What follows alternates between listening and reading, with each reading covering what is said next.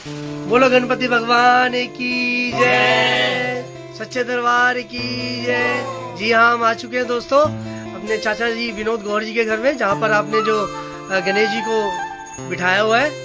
और ये मुझे कुछ कथा भी बताएंगे गणेश जी के ऊपर। और यहाँ पर ये बच्ची है, जय गणेशा। हाँ चलिए, मैंने सुना यहाँ पे कुछ चमत्कार भी हुआ है। आप कुछ बाहर से भोग लगाने के लिए लेके आए थे, और क्या वो उसमें गणेश जी बने हुए, दिखाओ जरा, जल्दी दिखाइए। बताओ क्या क्या करते हैं आप?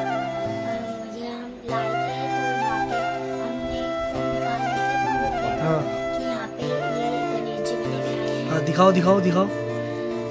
ये देखिए भक्तों, ये सूंड भी बनी हुई है, कान भी बने हुए हैं, माथा भी बना हुआ है। ओम गणेशाय नमः। ये अद्भुत चमत्कार है। एक चमत्कार और है, इनके पास कोई कागज इनके पास यहाँ पे पड़ा हुआ मिला, और वो भी गणेश जी जैसा कुछ देखने में प्रतीत होता है, आकृति के बने हुए। ये देखो गणेश जी की आकृति बनी हुई है। तो देखो, जो भी सच्चे मन से अपने घर में गणेश जी को बिठाते हैं तो कुछ ना कुछ तो चमत्कार दिखाते हैं प्रभु। कुछ उनकी लीला जो है वो कोई समझ नहीं पाया। चलिए अब हम चाचा जी से कुछ वृत्तांत में कुछ कथा सुनेंगे। ओम गणेशाय नमः। ओम गणेशाय नमः।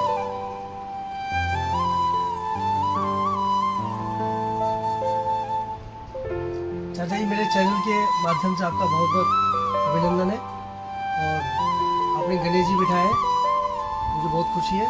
मुझे आपने बुलाया है, इसलिए बहुत बहुत धन्यवाद। तो चाचा जी, सबसे पहले तो मैं कुछ पूछना चाहूँगा, क्या बताएंगे? थोड़ा तेज बोलना है जी। तो जो गणेश जी हम बिठाते हैं, ये तो महाराष्ट्र में बिठाए जाते हैं, दिल्ली में कुछ सालों से मैं देख रहा हूँ। थोड़ा सा बताएं इनके बारे में, क्यों बिठाए जाते हैं?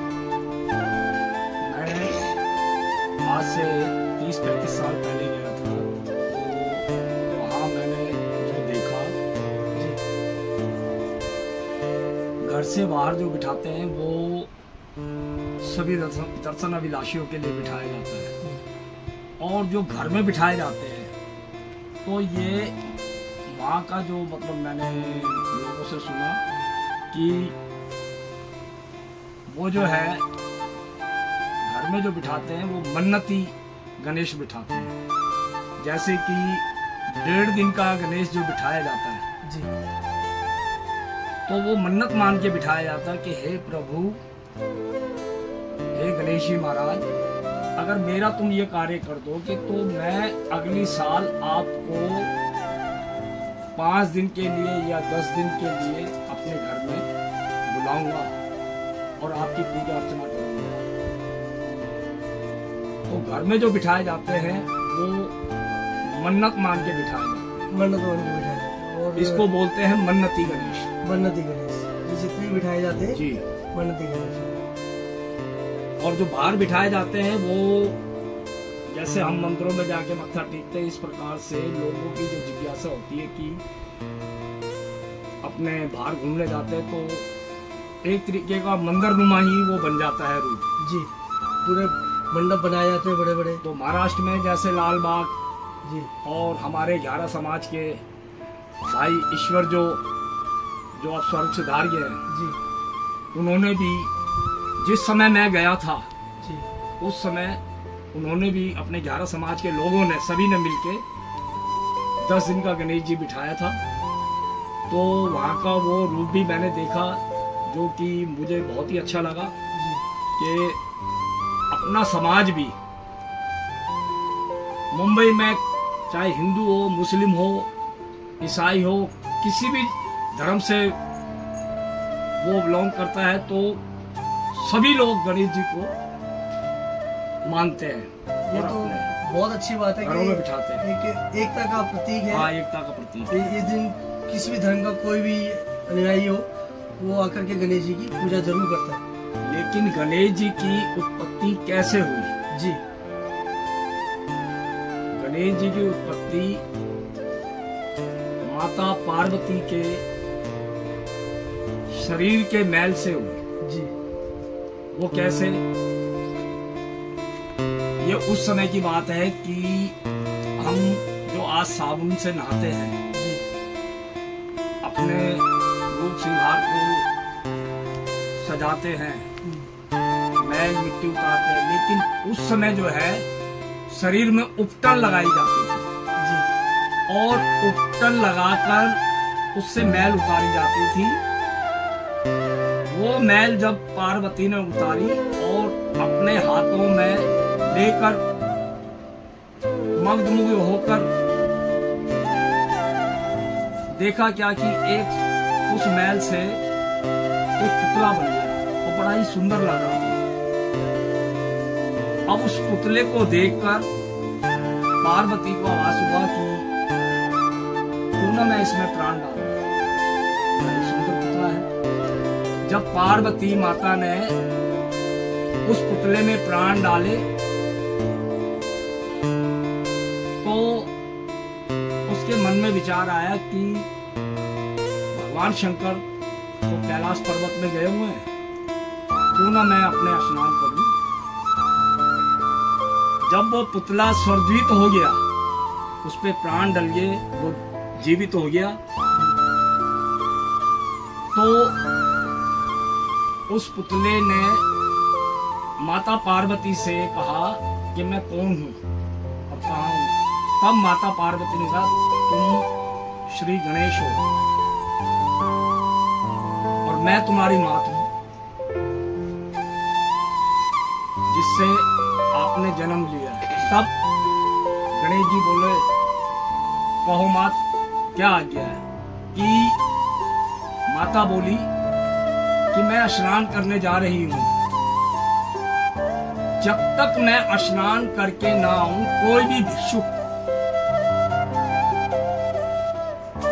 द्वार के अंदर ना आने पाए। जी। तो माता पार्वती ने मूसल गणेश जी के हाथ में दे दी और कहा इसमें मेरी सारी शक्तियां हैं,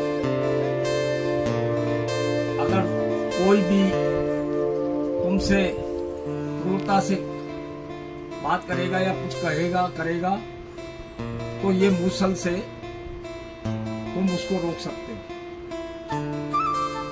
जैसे ही पार्वती अंदर गई उसी समय भगवान शंकर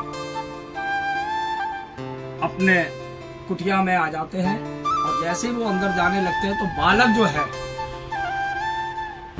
उन्हें रोक देते हैं। जो हे बाबा, माता ने बनाए थे बालक। हे बाबा कहाँ भीतर चले आ रहे हो? भगवान शंकर कहने लगे हैं मुझे रोकने वाला कौन पैदा हो गया? बालक मेरा घर है, मैं अपने घर पर ही जा रहा हूं। नहीं, आप अंदर नहीं जा सकते, भीतर नहीं जा सकते, भीतर मेरी माता स्नान कर रही है। ओम गणेशाय नमः। जी।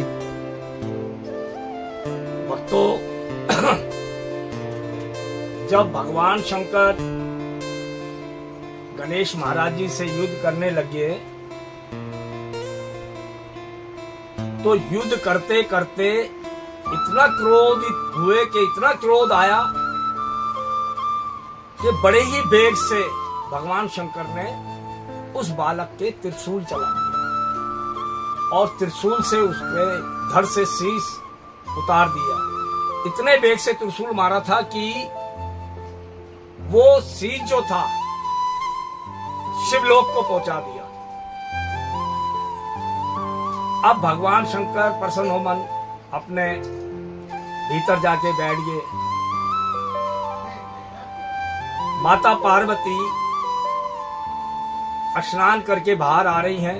उन्होंने क्या देखा कि मैं तो बाहर बालक को खड़ा करके आई थी, प्रभु अंदर कैसे आ गए? तब भगवान शंकर से पार्वती ने पूछा, हे प्रभु, हे भोलेनाथ, मैं तो बाहर बालक को खड़ा करके आई थी, आप भीतर कैसे आ गए? तब भगवान शंकर कहने लगे मुस्कुराकर, पार्वती वो बालक तो बड़ा ही हठी था, मुझे अंदर ही नहीं आने दे रहा था। मैंने उसको कहा भी कि ये मेरा घर है, मेरी कुटिया है। उसने बोला कि मैं नहीं जानता, मैं तो इतना जानता हूं कि मेरी माता पार्वती है। जब उसने तुम्हारा नाम लिया तो मैंने ये भी बोला कि अगर तुम्हारी माता पार्वती है तो पिता तो मैं हुआ। वो कहने लगे मैंने पिता को देखा ही नहीं। इन्हीं बातों को लेकर हमारा आपस में युद्ध शुरू हो गया और उस युद्ध में मैंने उस बालक का शीश जो है उतार दिया घर से। अब पार्वती रुदन करने लगी, नहीं प्रभु, मैं तो तुमसे ये प्रार्थना करूंगी प्रभु कि मेरे बालक को जीवित करो। भगवान शंकर सोच में पड़िए कि मैंने जिस बालक का वध कर दिया तो मैं उसको कैसे जीवित करूं। अब पार्वती रुदन करे जा रही है। तब भगवान शंकर ने अपने गणों को बुलाया और कहा कि जाओ इस बालक का शीश चारों दिशाओं में देखकर लेके आओ। अब सभी गण चारों दिशाओं में फैल गए और उस बालक के शीश को ढूंढने लगे। ढूंढा चारों शीश कहीं नजर ना आया। जब बालक का शीश कहीं नजर नहीं आया तो भगवान शंकर के पास आ गए कि प्रभु शीश तो मिला नहीं। तब भगवान शंकर ने कहा कि देखो, अगर वो शीश नहीं मिला तो ऐसा करो कि जो माँ अपने बच्चे की तरफ पीट करके सो रही हो उस बच्चे का शीश ले आओ। तब सभी गण चल दिए और नगरी ढूंढी, जंगल ढूंढा, कहीं कोई माँ अपने बच्चे की तरफ पीट करके सोती हुई नजर नहीं आई। देखा क्या कि यानी क्या नाम है, एक हथनी अपने बच्चे की तरफ पीट करके सो रही है।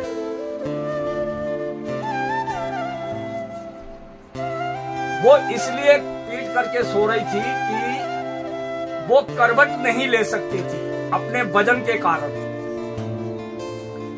तब उन गणों को ये लगा कि ये भी एक माँ है जो अपने बच्चे की तरफ पीट करके सो रही है, क्यों ना इसी का शीश लेके चला जाए। तब वो गण उस बच्चे का शीश उतारकर भगवान शंकर के पास चले गए और जाके भगवान शंकर को के हाथों में दे दिया। अब भगवान शंकर ने आओ देखा ना ताओ तो वो शीश उठाकर उस बच्चे के धड़ से जोड़ दिया।